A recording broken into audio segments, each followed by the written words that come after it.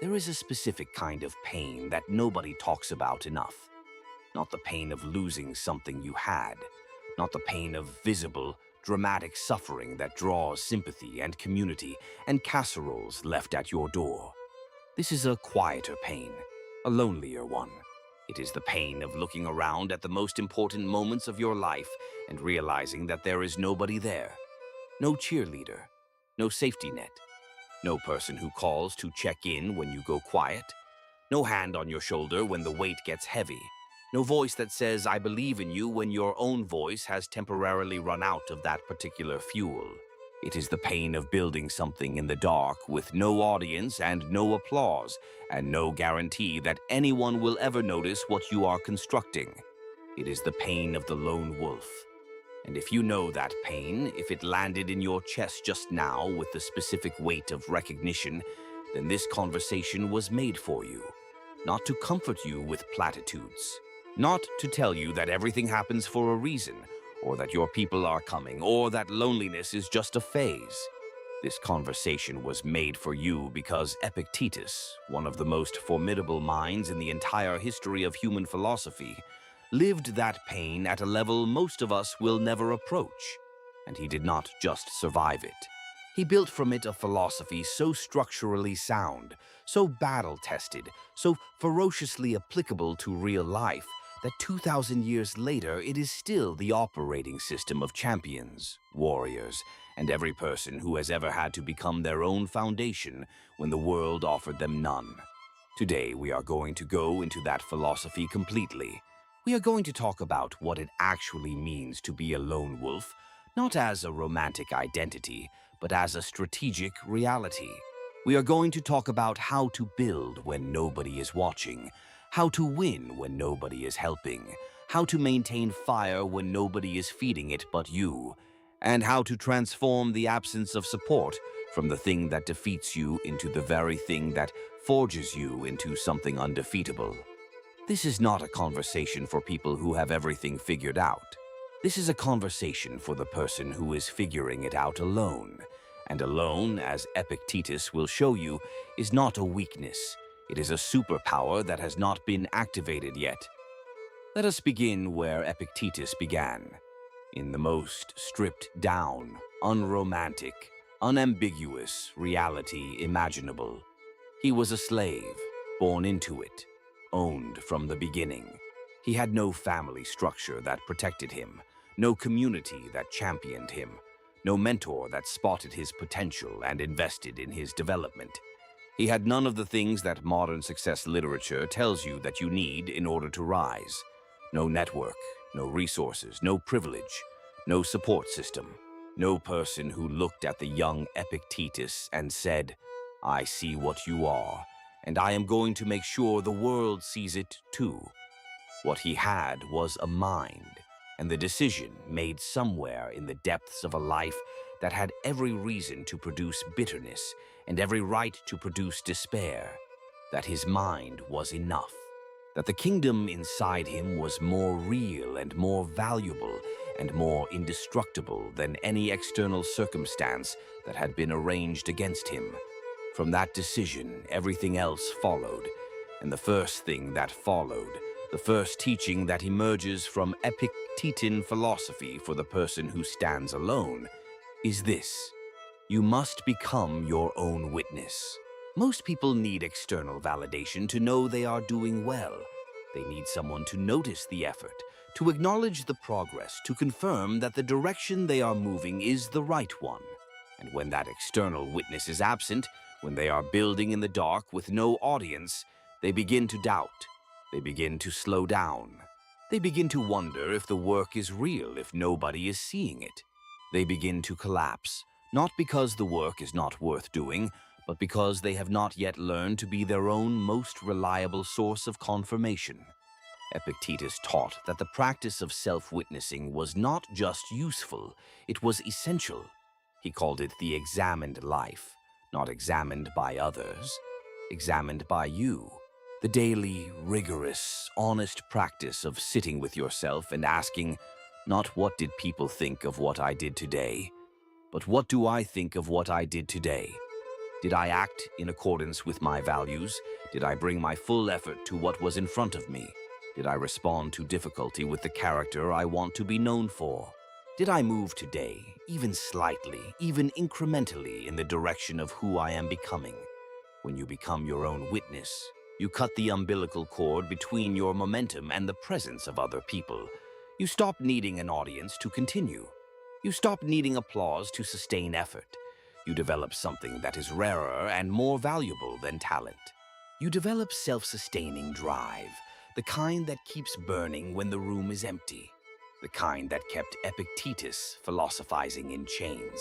The kind that builds empires in obscurity before the world ever knows an empire is being built. The second principle Epictetus gives the lone wolf is one that sounds simple and is actually revolutionary. He said, "Seek not that the things which happen should happen as you wish, but wish the things which happen to be as they are, and you will have a tranquil flow of life." Now, before you dismiss that as passive resignation, understand what he is actually saying. He is not saying accept defeat. He is not saying stop trying to change your circumstances. He is saying something infinitely more tactical than that. He is saying stop spending your finite energy fighting the reality of your starting position and start spending it on what you can build from exactly where you are.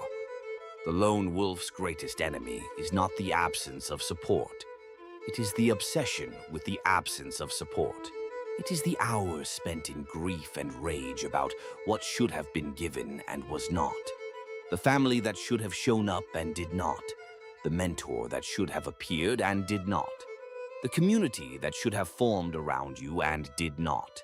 Every hour you spend in that grief is an hour you are not spending building. And the person who has no support cannot afford to waste hours. Every single one needs to be turned into a brick. Epictetus understood this with the clarity that only comes from having absolutely no margin for waste. When you are a slave, you do not get to spend your mental energy on what should be different. You spend it on what is possible from exactly where you stand. And when you make that shift, when you genuinely, completely redirect from should have been to what is possible from here, the amount of creative energy that suddenly becomes available is staggering. You stop being a victim of your circumstances and you start being an architect within them. Those are completely different people with completely different outcomes. The third principle is one that the lone wolf needs to hear perhaps more urgently than any other. You must guard your inner circle with the same ferocity that a king guards the border of his kingdom. Epictetus was precise about this. He taught that you are not obligated to expose your developing self to everyone who presents themselves as an observer. That the inner life, the values, the dreams, the work in progress, the vulnerable becoming that happens before you arrive at the finished thing, these are not public property. They are sacred, and sharing them indiscriminately with people who do not have the capacity to hold them is not openness. It is self-sabotage. The lone wolf understands this instinctively. You have probably already learned, through painful experience, that telling certain people about your vision before it is built is a way of killing it before it breathes. You have already learned that some people cannot see what you are building because they are only capable of seeing what currently exists. You have already learned that the dream in its early stages is fragile and that it needs protection, not promotion. Epictetus would say that this is wisdom, not antisocial behavior. He would say that the discipline of keeping your own counsel, of developing your ideas in private before exposing them to the friction of public opinion, of knowing who has earned access to your inner world, and keeping everyone else at a respectful distance is one of the most important skills a lone wolf can cultivate. It is not coldness, it is discernment. And discernment is what separates the person who gets used from the person who gets built. Now, at this point in the conversation, I want to speak directly to the person who found this video because they are in the middle of something hard. Because they are doing it alone, and some days the aloneness is so loud it drowns out everything else.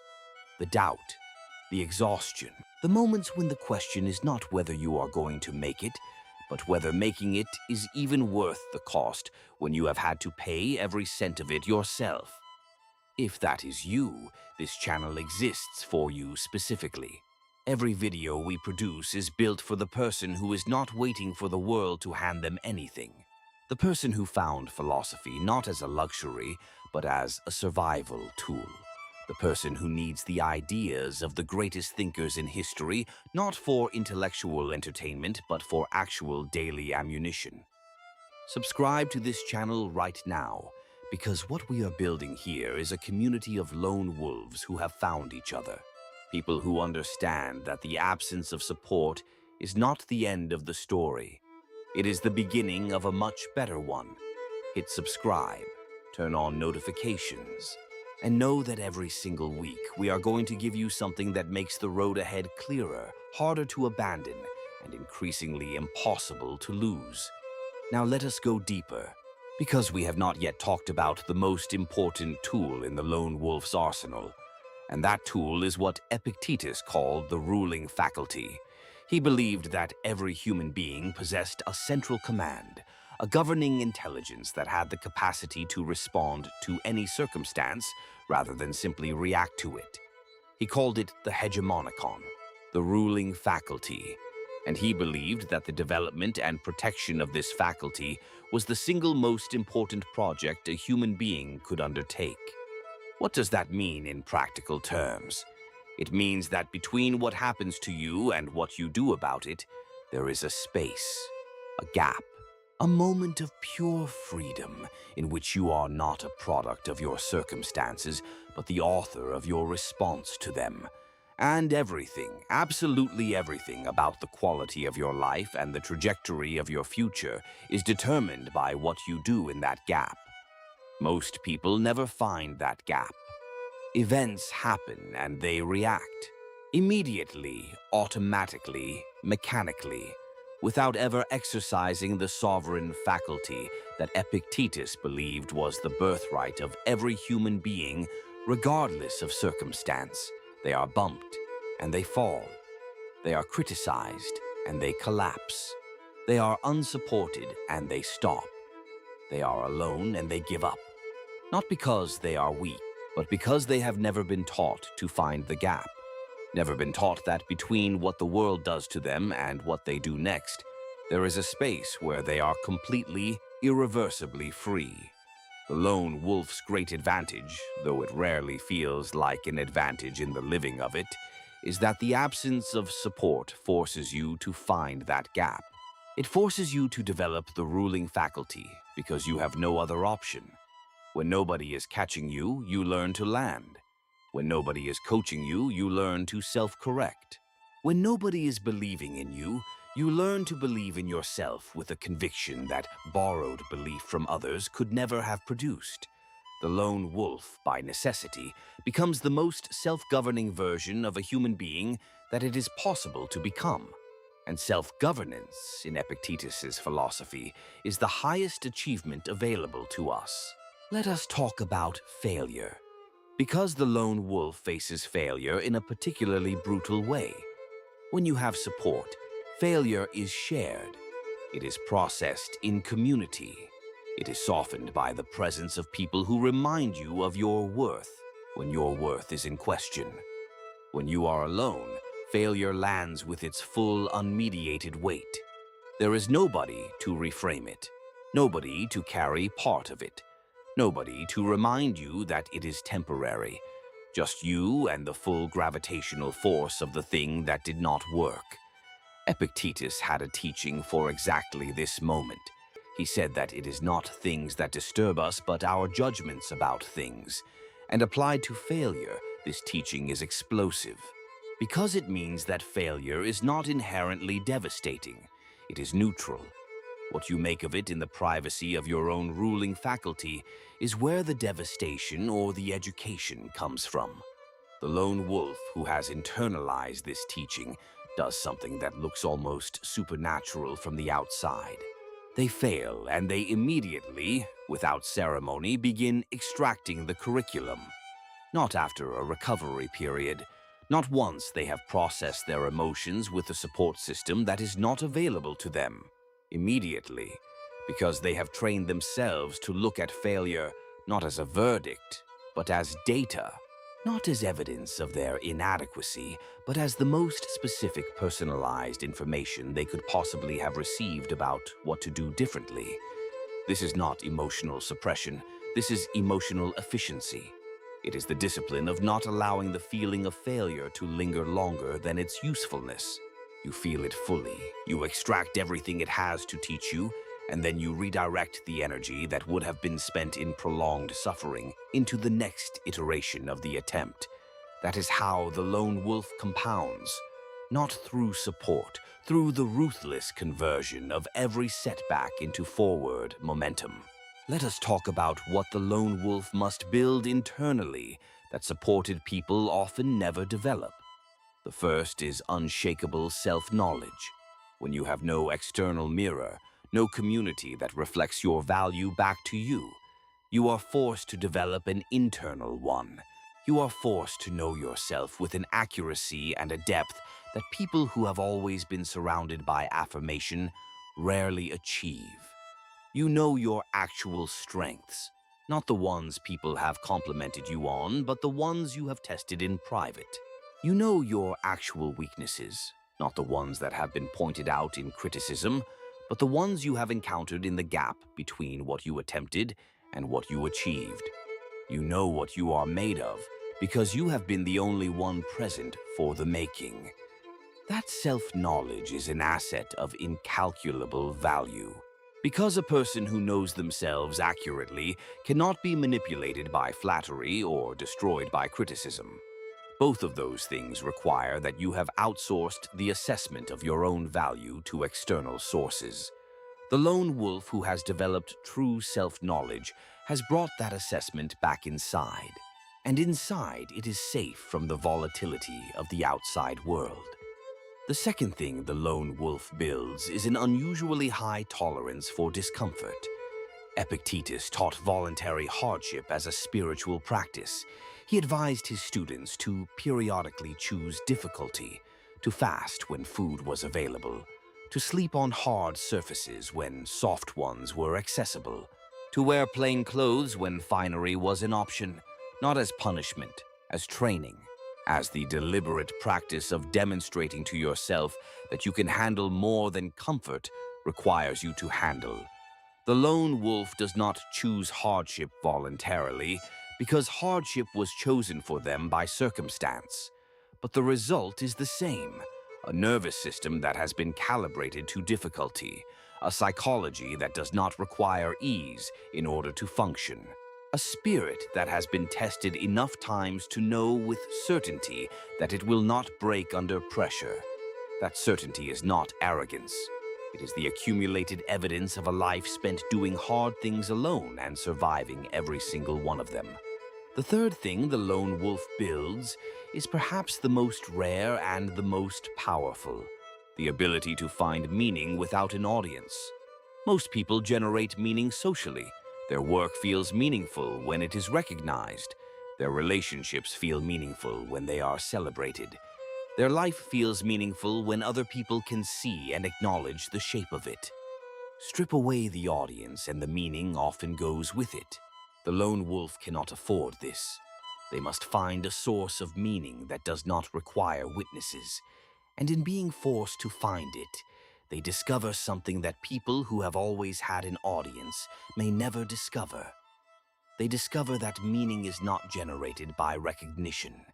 It is generated by alignment, by the felt sense of being exactly who you are meant to be doing exactly what you are meant to be doing, regardless of whether anyone is watching.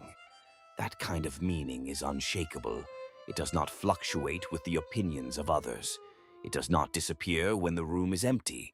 It is self-sustaining in the deepest possible sense. It is the meaning that Epictetus found while enslaved, the meaning that kept him philosophizing when nobody of any influence was listening, the meaning that proved, over the arc of his entire life and the 2,000 years of influence that followed it, to have been the most real thing in the room all along. Now let us bring this home. Let us talk about winning. Because this video is not just about surviving alone, it is about winning alone. About taking the very thing that the world intended as a disadvantage and turning it into the specific forge that produces something that supported people, comfortable people, surrounded and celebrated people never quite produce. The lone wolf wins differently, not louder, deeper, not faster necessarily, but with more structural integrity. Because every single thing they have built from scratch, with their own hands, from their own resources, tested against their own standards without any external scaffolding that could be removed and cause the structure to collapse. What they build does not need support to stand because it was built without support from the beginning. It is self-supporting in every sense. And when it is finally seen, when the world finally turns its attention to what has been constructed in the dark over all those long, unsupported, unwitnessed years, what it finds is not a person who needs its validation. It finds a person who is past needing anything from it. A person so thoroughly self-governed, self-directed, self-sufficient, and self-possessed that the arrival of external recognition is pleasant but entirely unnecessary.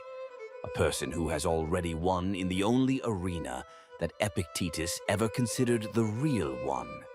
The arena inside. You are that person. Maybe not fully yet. Maybe you are still in the middle of the construction. Maybe there are still days when the aloneness is louder than the philosophy. That is real. That is allowed.